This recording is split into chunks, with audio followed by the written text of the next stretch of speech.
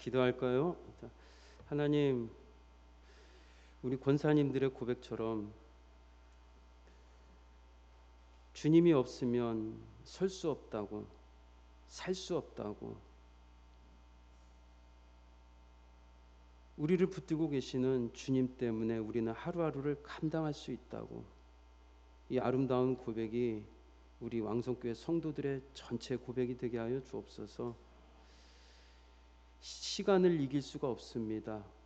갈수록 우리의 몸과 마음은 쇠약해지고 또 우리의 마음은 혼미해질지라도 예수 그리스도의 그 은혜와 그 사랑만큼은 더욱더 견고해지고 선명해지는 우리 지혜로운 권사님들 또 우리 성도들 되게 하여 주옵소서.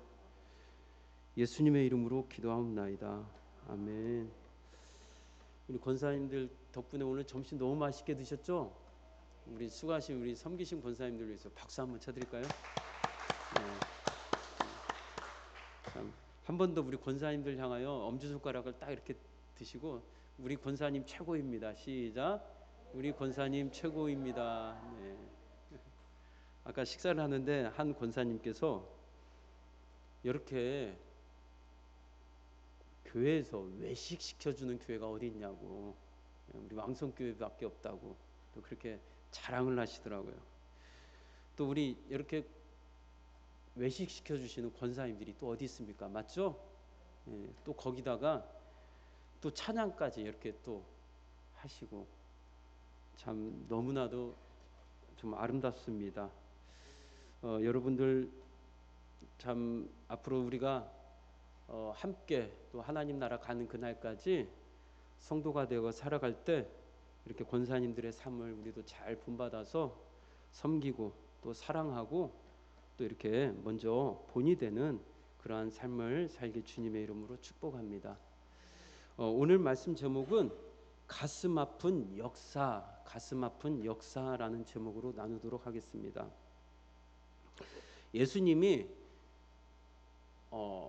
십자가에 달리시기 전에 가장 마지막에 거하셨던 장소가 감람산이셨습니다. 그곳에서 기도를 하시고 그리고 잡히시고 드디어는 이제 죄수의 오명을 쓰고 십자가에 달려 죽으시는데, 요한복음 오늘 우리가 읽었던 18장 1절에서는 기드론 시내를 건너사 그리고 그곳에 동산이 있는데, 다시 말하면 감람산으로 향하시는 예수님을 설명합니다. 그런데 다른 복음서 곧 마태, 마가, 누가에서는 기드론 시내를 건넜다라는 오늘 이 말씀을 기록하지 않고 그냥 감람산으로 나가시니라 라고만 써 있습니다. 근데 오늘 이 성경을 기록한, 요한복음을 기록한 사도 누구죠? 요한이죠. 근데 이 요한은 특별히 예수님이 사랑하시던 제자라라고 했습니다. 너무나도 제자들을 다 사랑하셨지만 그 중에서도 특별히 예수님의 사랑을 받았던 제자가 요한입니다.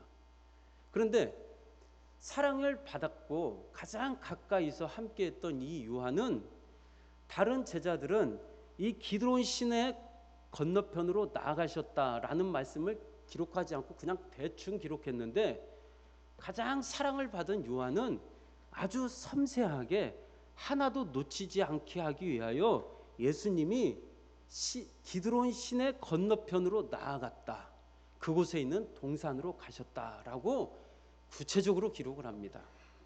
그러면은 한번 생각을 해보세요. 기드론 시내 건너편으로 가셨다라는 것은 뭔가 의미를 두고 있다, 두지 않고 있다, 두고 있다라는 표현이겠죠. 자, 오늘 이게 참 중요합니다. 이 기드론이라는 지역이 성경의 역사에 아주 사연이 많은 지역입니다. 우리가 열왕기상 그리고 열왕기 하에 보면은 유다 왕 아사가 어머니 마아가가 아세라 상을 만들어서 그리고 그 우상 숭배를 하던 그 지역을 다 찍어서 버려서 그 우상의 모든 소품들을 다 버려서 시내가에 불살랐는데 그 시내가 바로 기드론입니다. 그리고 요시야 왕 그리고 바알과 아세라와 이럴 성신을 위해 만든 모든 그릇들을 불살라 태웠던 곳도 바로 기드론입니다. 요시야 왕이.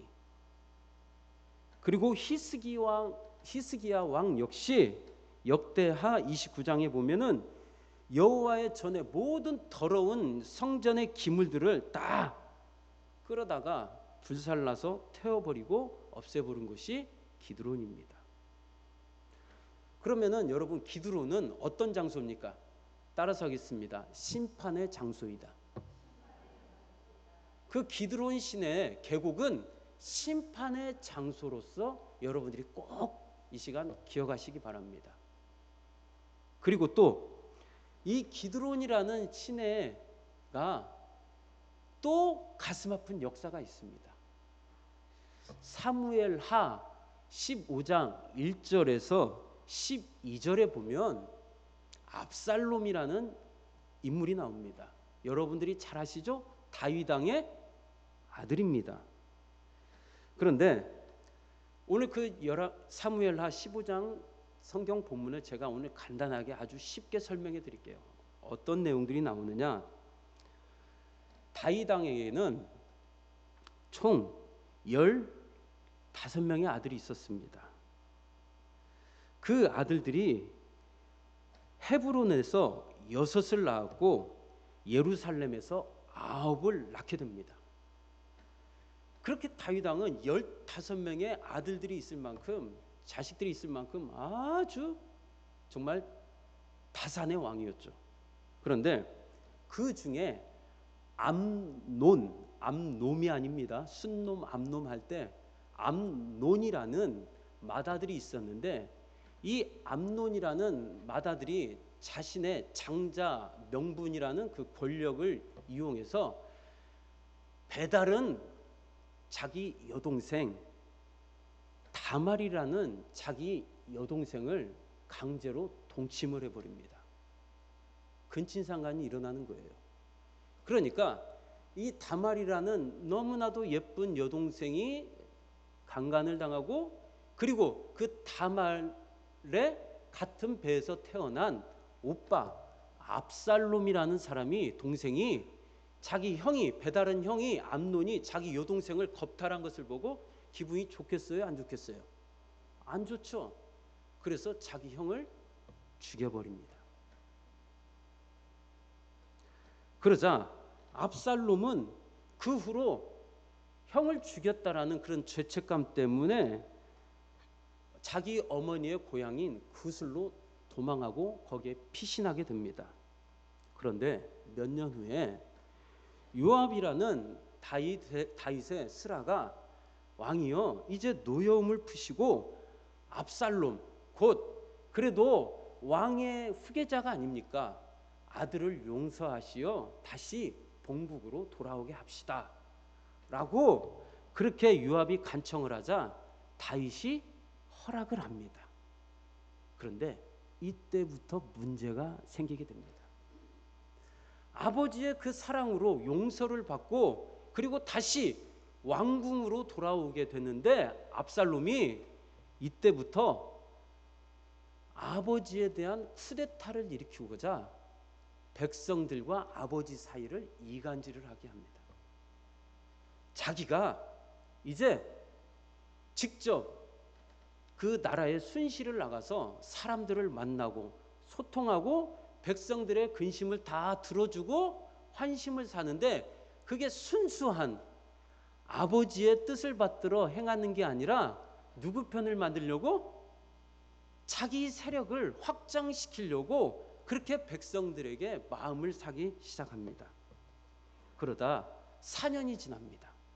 시간이 어느 정도 지나서 백성들이 다윗 왕보다, 야, 압살롬 저 화려하고 용모가 준수하고 친절하고 거기다가 우리 백성들과 소통도 잘해주니 이런 역대 전무후무한 이런 왕이 없었다라고 다들 압살롬을 좋아하게 될 때 압살롬이 이제 반역을 일으킬 그 공모 세력들을 모집을 합니다.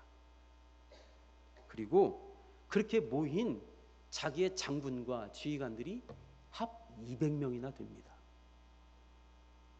그리고 그 중에서 가장 다윗의 총애를 받았던 참모 아히도벨도 압살롬의 반역에 가담을 하게 되는 거예요. 이해가 되시죠? 그리고 나서 다윗에게 비보가 날라옵니다.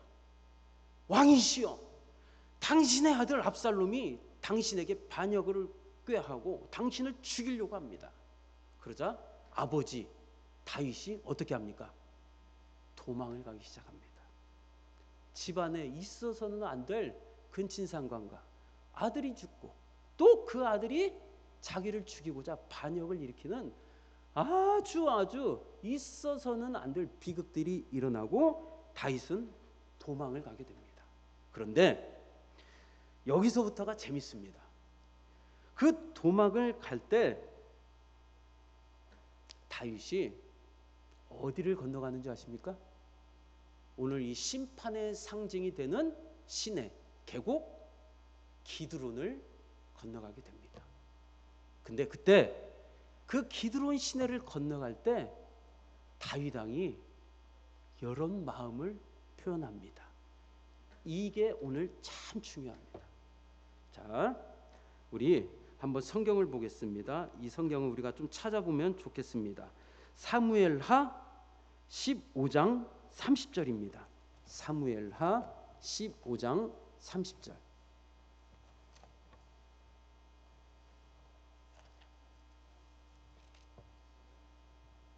사무엘하 15장 30절.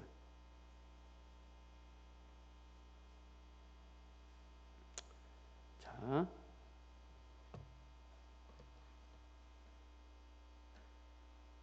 15장 23절 먼저 보고 30절을 먼저 보도록 하겠습니다. 사무엘하 15장 23절을 먼저 보겠습니다. 시작. 온 땅 사람이 큰 소리로 울며 모든 백성이 앞서 건너가매 왕도 기드론 시내를 건너가니 건너간 모든 백성이 광야길로 향하니라. 아멘. 그리고 또 30절을 봅니다. 15장 30절 시작.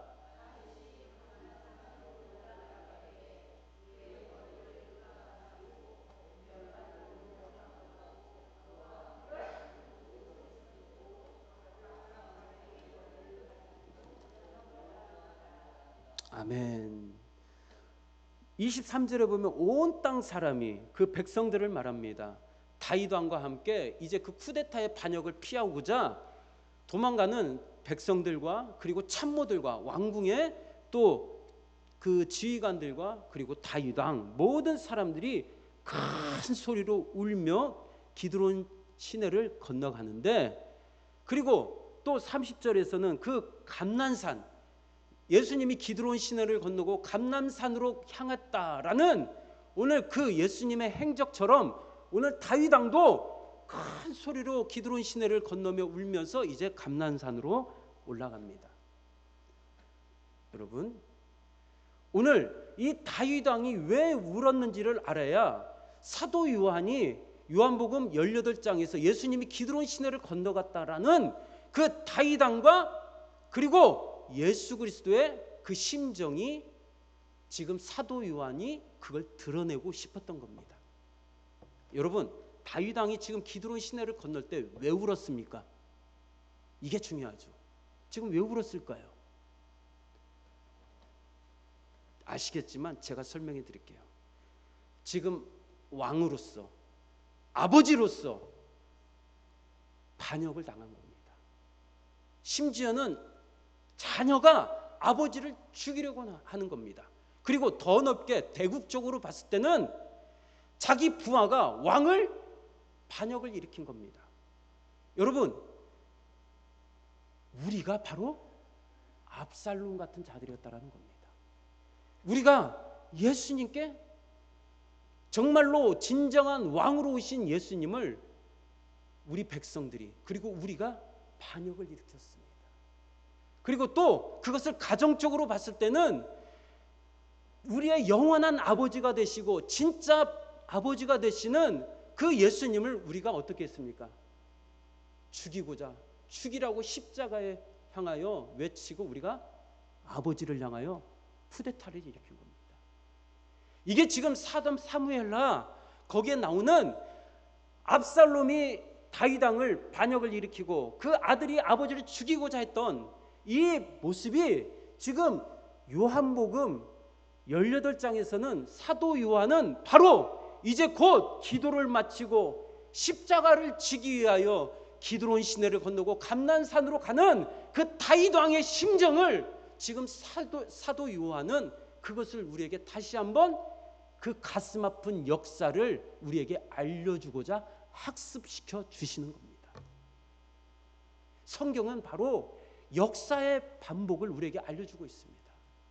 구약도 마찬가지입니다. 구약은 우리 죄를 지은 우리가 그리고 그런 우리가 신약에 와서 예수님을 어떻게 죽였고 어떻게 우리가 그분을 반역을 했는지 그것을 계속 성경을 통하여 구약을 통하여 신약을 통하여 예고하셨고 신약을 통하여 성취하는 것을 반복되어지는 것을 확인시켜주고 있습니다. 여러분, 다윗은 지금 기드론 시내를 건널 때 이걸 아셔야 합니다. 내가 억울하다. 내가 지금 저 원수 같은 자식을 낳아가지고 내 가슴이 너무나도 아프다라고 압살롬을 탓하고 있을까요? 아닙니다. 여기에 부모의 심정이 녹아져 있는 겁니다. 아무리 부모를 죽이려고 하고 부모를 저주하는 아들일지라도 다윗은 그 아들이 미워서 울고 자기 신세가 한탄스러워서 우는 게 아니라 그 아들에게 닥칠 심판과 운명을 알고 있기에 자식을 잃어버릴 그 부모의 찢어지는 가슴 때문에 다윗은 그 심판의 계곡, 심판의 시내 그곳을 지나면서 내 아들이 심판당할 것을 아파하며 울고 있다는 것을 여러분들이 꼭 아셔야 합니다. 예수님이 바로 그것입니다. 예수님이 땀방울이 핏방울이 되도록 기도하시고 그리고 그 기드론 시내를 건너시는 예수님은 우리를 저주하지 않고 내가 저 녀석들 때문에 내가 십자가를 져야 한다니 라고 우리를 원망하는 게 아니라 내 새끼들 아무것도 모르는 죄에 대해서 무지하고 진짜 의를 몰라보는 사랑을 몰라보는 우리 무지한 내 새끼들이 받을 심판에 대해서 예수님은 땀방울이 핏방울이 되도록 기도하시고 우리를 위하여 하나님께 간청하셨습니다. 그게 바로 우리를 향한 예수님의 사랑임을 여러분들이 꼭 아시기 바랍니다. 그 기드론 시내를 건널 때 심판당할 그 심판의 상징이 되는 내 아들 눈에 넣어도 아무리 나를 죽이려고 하지만 그래도 내 뱃속으로 낳은 내 아들이 받을 심판과 죽음을 생각하니 가슴이 아팠다라는 것입니다. 이것은 내 해석이 아니라 성경에 그렇게 나와 있습니다. 우리 한번 사무엘하 18장 5절을 보십시오. 사무엘하 18장 5절. 사무엘하 18장 5절입니다. 시작. 왕이 요압과 아비새와 이때에게 명령하여 이르되 나를 위하여 젊은 압살롬을 너그러이 대우하라. 왕이 압살롬을 위하여 모든 군 지휘관에게 명령할 때 백성들이 다 들으니라. 아멘. 이 말은 지금 다윗 왕이 다시 왕권을 회복하고 그리고 이제 그 압살롬을 심판할 때 죽이지 마라. 내 아들을 너그러이 대우해줘라. 내 새끼니까 내 마음을 조금이라도 안다면 아무리 반역했을지라도 내 지휘관들아 그를 꼭 죽이지 마라. 머리털 하나 상하게 하지 마라 라고 했는데 여러분 압살롬은 어떻게 됩니까? 도망가다가 그 용모가 화려한 상징이 되는 그 머리를 얼마나 파마를 뽀글뽀글 했는지 그 머리가 가지에 걸려서 허덕이다가 죽임을 당하게 됩니다. 아무튼 압살롬은 죽게 돼요. 그러자 다윗이 어떻게 하는지, 자기를 죽이려고 했던 그 아들에 대한 마음이, 아버지의 마음은 어떠했는지 사무엘하 18장 33절을 한번 보겠습니다. 사무엘하 18장 33절 시작. 왕의 마음이 심히 아파 문 위층으로 올라가서 우니라. 그가 올라갈 때 말하기를 내 아들 압살롬아, 내 아들 내 아들 압살롬아, 차라리 내가 너를 대신하여 죽었다면 압살롬 내 아들아 하였더라. 아멘. 여러분, 아버지의 마음이 조금이라도 이해가 됩니까? 느껴집니까? 압살롬이 죽었다는 소식을 듣고 내 아들 내 아들 내 아들 3번을 고백합니다. 이건 히브리 문법 중에서 무엇을 강조하고자 하느냐, 그 사람의 감정을 최고의 극도로서 표현하고자 그렇게 다윗이 그 순간만큼은, 그 상황만큼은 이 세상에서 최고로 찢어지는 아버지의 가슴 아픈 상처로서 지금 울고 있다라는 것입니다. 그 반역한 아들이 미웠다라는 거예요. 그 아니죠. 그 아들도 이 세상에서 가장 사랑하는 아들이었다라는 것입니다. 바로 하나님 아버지의 마음이 우리를 향한 마음이 그 마음임을 여러분들이 꼭 기억하시기 바랍니다. 이제 말씀을 서서히 가름하도록 하겠습니다. 여러분, 사람은 이렇듯 한계가 있습니다. 아무리 내가 눈에 넣어도 아프지 않을 것 같은, 너무나도 옥동자같이 세상의 천금보다도 더 귀한 내 자식에 대한 책임이 아버지로서는 한계가 있어요. 다윗 왕의 육신의 아버지는 바로 그 아들에 대한 생명을, 왕이지만 책임졌습니까? 못 졌습니까? 못 졌죠? 맞죠? 아들을 잃어버렸습니다.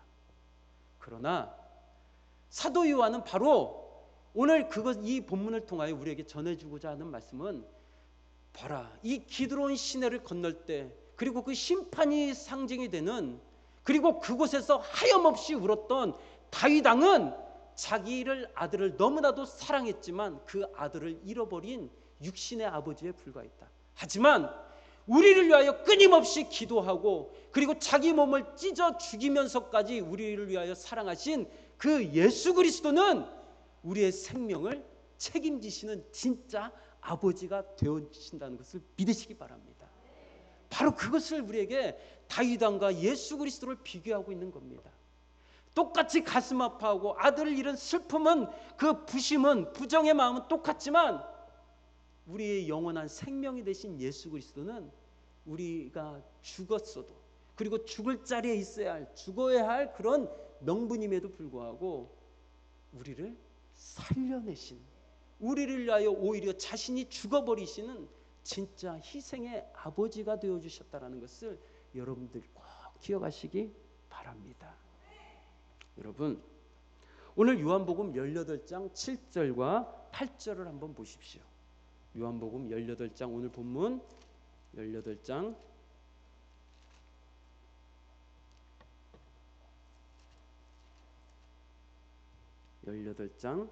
7절과 8절 시작.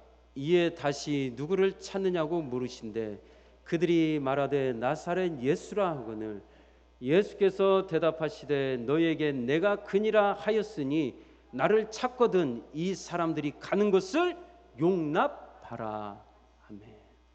여러분, 예수님은 지금 바로 이 본문을 통하여 내 새끼들을 위해서, 그리고 내 새끼들만큼은 용서해라, 그리고 그 심판받을 자리에 누가 가겠다? 내가 가겠다라는 겁니다. 내 새끼들을 위해서. 여러분, 저도 참 몰랐는데, 젊었을 때는 몰랐는데 어머니가 건강관리 잘해라, 밥새끼 꼭 잘 먹어라, 그리고 아프거든 빨리 병원 가라. 그래서 저는 그 말이 어렸을 때는, 결혼하기 전에는 너무 잔소리처럼 들렸어요. 그런데 자식을 낳고 그리고 이제 어린 아이들을 키우다 보면서 어머니가 왜 그때 자녀들에게 나에게 그런 말씀을 계속 귀에 딱지가 붙도록 생기도록 말씀하셨는지 이해가 되겠더라고요. 2014년도에 저희 어머니가 현권사님이 뇌경색으로 쓰러지셨어요.